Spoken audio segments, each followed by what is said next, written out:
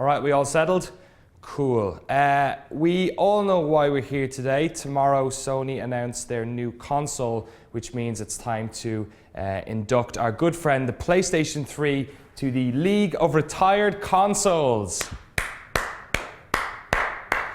All right, I want to thank you all for making the effort to come here today. Some of you have come further than others. Original Nintendo Entertainment System, Commodore Amiga 600, combination PS2, PSP debug unit, and of course the rest of you. Our friend the PS3 has had a fantastic career, but before we get into all the big emotional speeches, I say we crack into the refreshments. Let's party!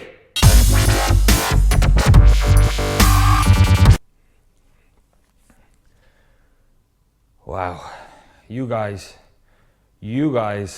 are alcoholics. Bro, you had a great run, man. I mean that, dog. I really mean that. Like, the world was a completely different place before you turned up. So different.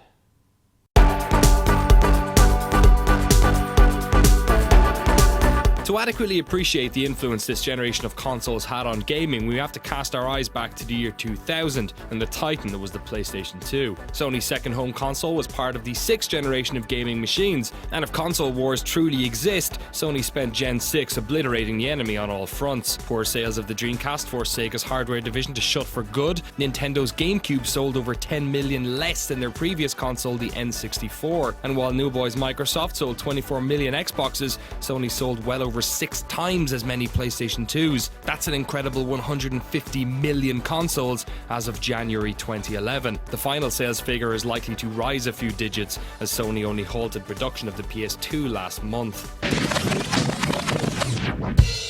2005. What a year! YouTube had launched, George Bush was re-elected, and Capcom hadn't ruined Resident Evil yet. It was also the year that Sony publicly unveiled the PlayStation 3 at E3, sporting a meaty cell microprocessor and a creepy optical vagina which supported a high-definition video format called Blu-ray. Initially, the unit had more ports than Shanghai, 2 HDMI, 3 Ethernet and 6 USB. It also came with this free boomerang. However, when the system was shown again a year later at E3 2006, there were some fundamental changes. For one, the ports were nerfed to 1 HDMI, 1 Ethernet and 4 USB. The motion-enabled controller was initially launched without a vibration function, but after Immersion's lawsuit with Sony settled in 2007, vibration was reintroduced, as was the original DualShock name. The PS3 launched in 20 and 60 gigabyte form in Japan and North America on November 17th, 2006, and in March 07 almost everywhere else.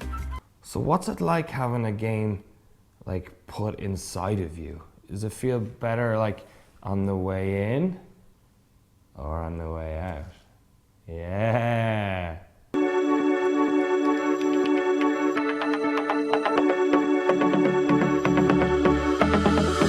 Unlike any console generation before it, the vast majority of games released in Gen 7 were multi-platform, with console install bases spread more evenly than previous generations, and with the general homogenization of hardware and controller inputs, there was really no reason for publishers to reduce their potential market by siding with one manufacturer. The PS3 had an unusually weak software lineup for launch, but what was worse was the Xbox 360 had a year head start on them. This was not only a problem in terms of its competitiveness at retail, but in the 15 or so months between the launch of the two consoles, Sony had lost some of its most important exclusives. PlayStation stalwarts like Grand Theft Auto and Final Fantasy were now cross-platform franchises. I'm out of here! The architecture of the PS3's hardware was a double-edged sword. Sony's console is undoubtedly more powerful than Microsoft's, but the complexity of the cell microprocessor, coupled with the fact that Xbox 360 and PC architecture are so similar, meant that for the longest time, PS3 ports were often plagued with bugs and performance issues. On the other hand, games that were created exclusively for the PS3 were often the most technically impressive of the time.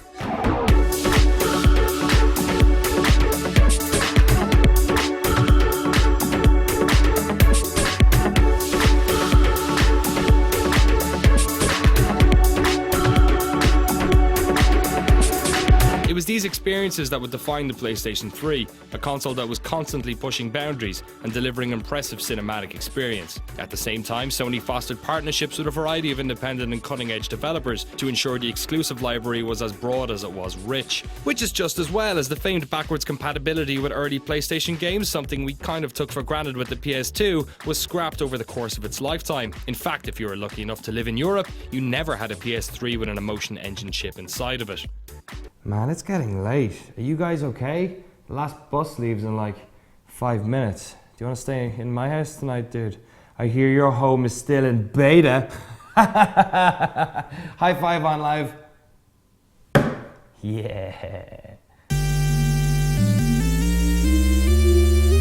This generation of consoles will likely be defined by two things: high-definition visuals and online gaming. And while the Xbox 360 and PlayStation 3 achieved relative parity on the graphical front, differences in their online services would go on to define each console's user experience. Unlike Microsoft, Sony didn't charge users to play games online. This free pass was celebrated by PS3 fans, but like getting a free ticket to an ICP concert, it came with its fair share of baggage. Sony are a large organisation, and throughout the life of the PS3, their online strategy seemed to be being pulled in multiple directions at once. On one level, they brought TV, video on demand and streaming music services to the console through a variety of global and region-specific partnerships. But in terms of gaming, they lacked the focus of the Xbox 360. For one, the PS3 wasn't shipped with a headset, which meant online communication was an uneven playing field right from the off. Though friends lists were available, they lacked the wider community features of the 360. It wasn't until July 2008 that PlayStation introduced their own achievement system in the form of trophies. Other features included folding at home, which allowed users to waste their electricity bill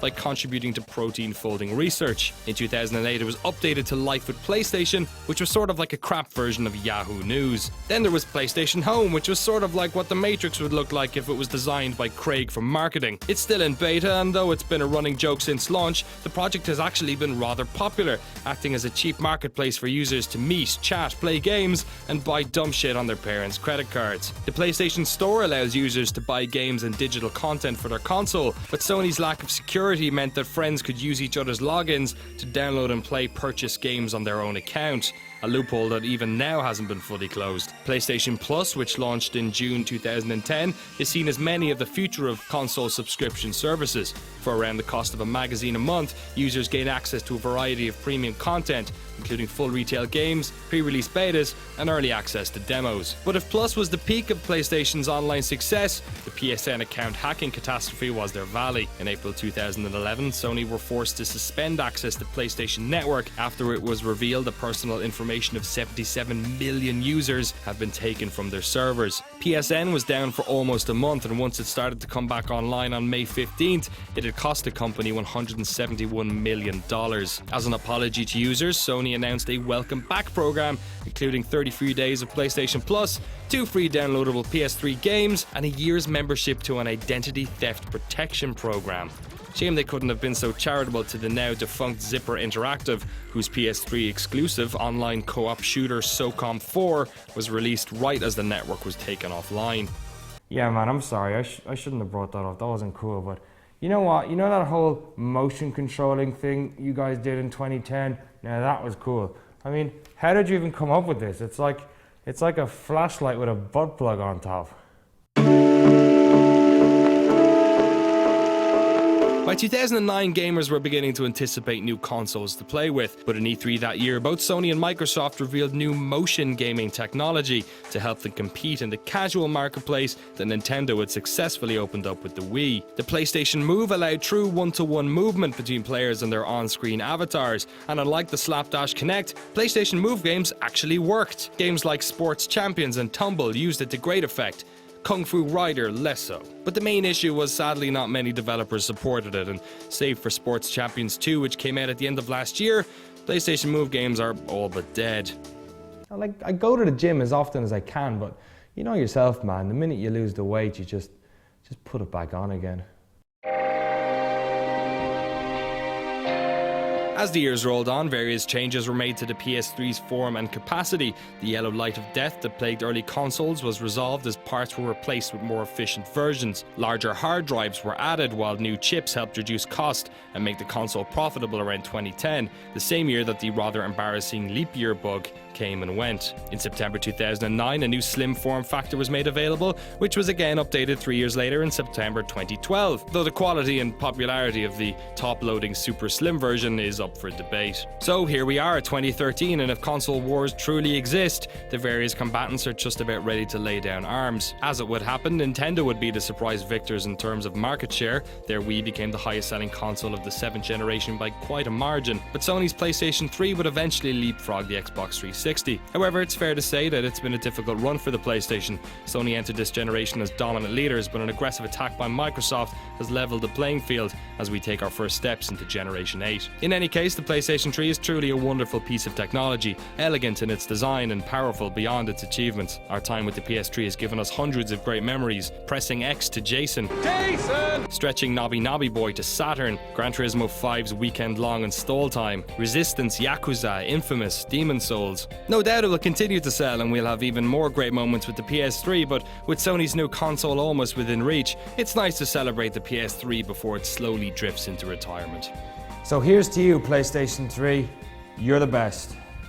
Alright, I'm gonna go home now. It's late. Stay in touch, man, yeah?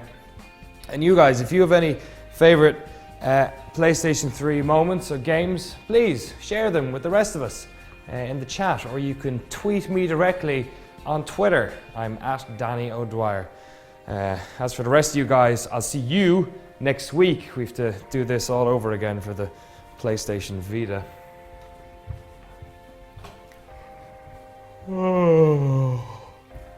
See you guys.